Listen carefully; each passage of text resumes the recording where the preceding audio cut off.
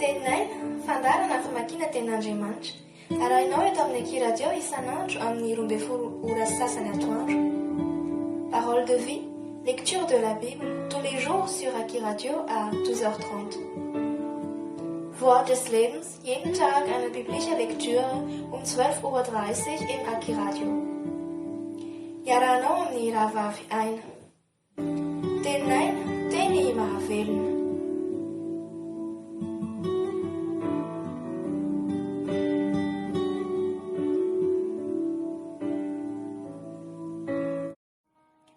Ny filazantsara nosoratan'i Matteo 7. Ninasitra an'i Jesosy ny lehilahy anankiray maty tanana tamin'ny sabata sy ny fahatezeran'ny fariseo tamin'izany. Amin'ny anaran'i Jesosy. Ary niditra tao amin'ny sinagoga indray Jesosy, ary nisy lehilahy anankiray maty tanana teo.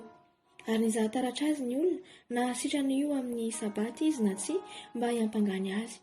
Dia hoy Jesosy tamin'ilay lehilahy maty tanana, mitsangany etsy afovoany.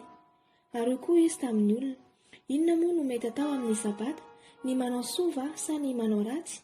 Ny mamonjy aina va sa ny mahafaty? Fa tsy nety ny teny ny olona. Ary no nijerijery azy tamin'ny fahatezerana izy sady nalahelo noho ny hamafy ny fony, dia hoy izy tamin'ilay lehilahy, hainjiro ny tananao. Dia nahinjiny ka sitrana ny tanany.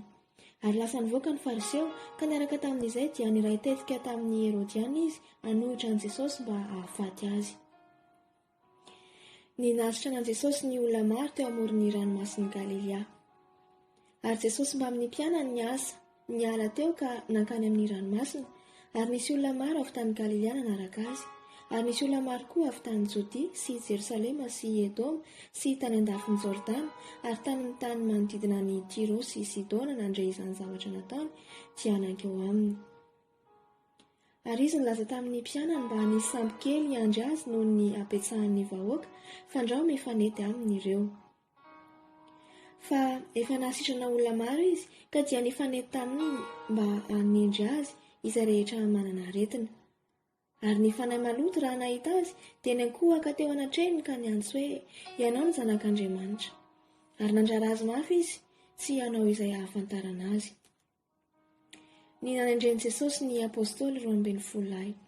Ary niakatra teo an-tendrombohitra Jesosy ka niantso izay tiany hankeo aminy, dia nankeo aminy ireo. Ary nanendro 12 lahy izy ho ao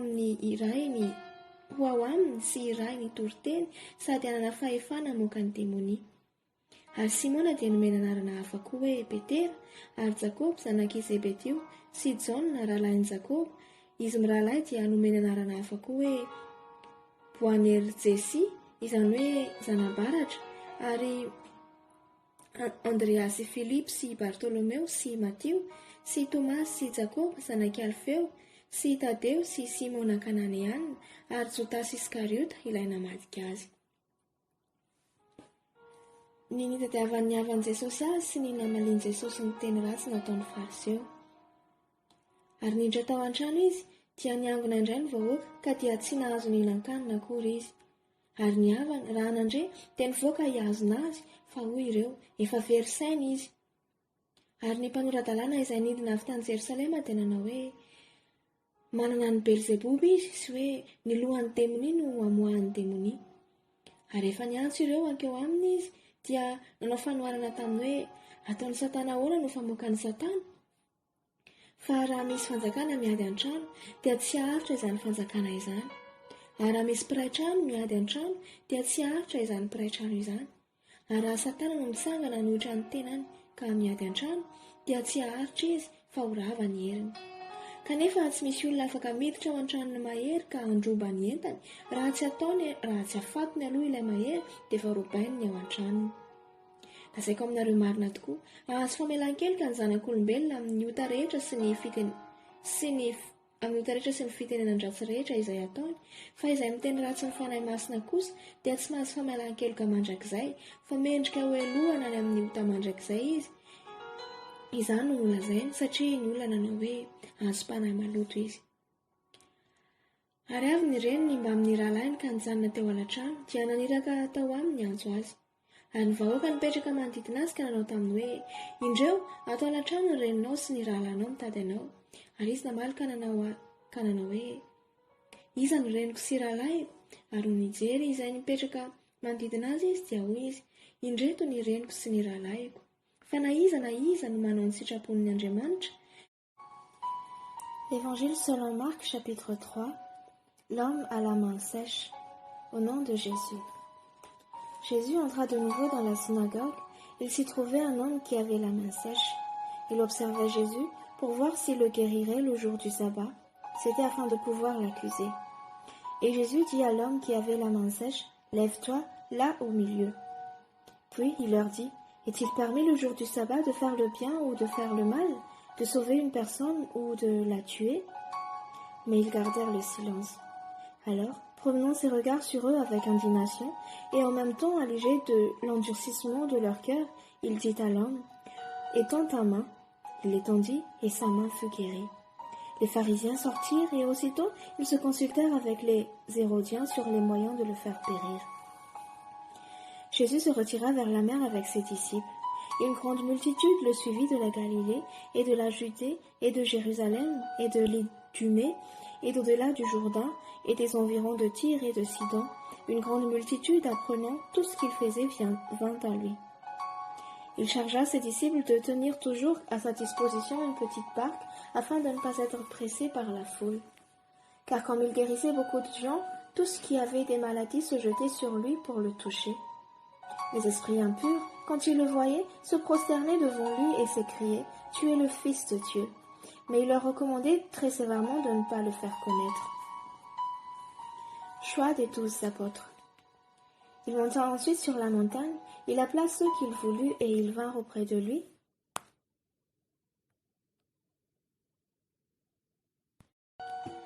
Il en établit 12 pour les avoir avec lui et pour les envoyer prêcher avec le pouvoir de chasser les démons. Voici les 12 qu'il établit. Simon, qu'il nomma Pierre, Jacques, fils de Zébédée, et Jean, frère de Jacques, auquel il donna le nom de Boanerges, qui signifie fils de tonnerre. André, Philippe, Barthélemy, Matthieu, Thomas, Jacques, fils d'Alphée, Thaddée, Simon le Cananite et Judas Iscariote, celui qui livra Jésus. Attaque des scribes et réponse de Jésus, le péché contre le Saint-Esprit. Ils se rendirent à la maison, et la foule s'assembla de nouveau, en sorte qu'ils ne pouvaient pas même prendre leur repas.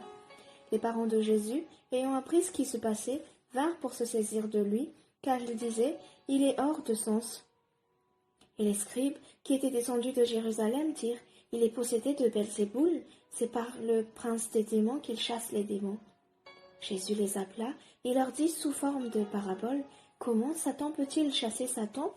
Si un royaume est divisé contre lui-même, ce royaume ne peut subsister. Et si une maison est divisée contre elle-même, cette maison ne peut subsister. Si donc Satan se révolte contre lui-même, il est divisé et il ne peut subsister, mais c'en est fait de lui.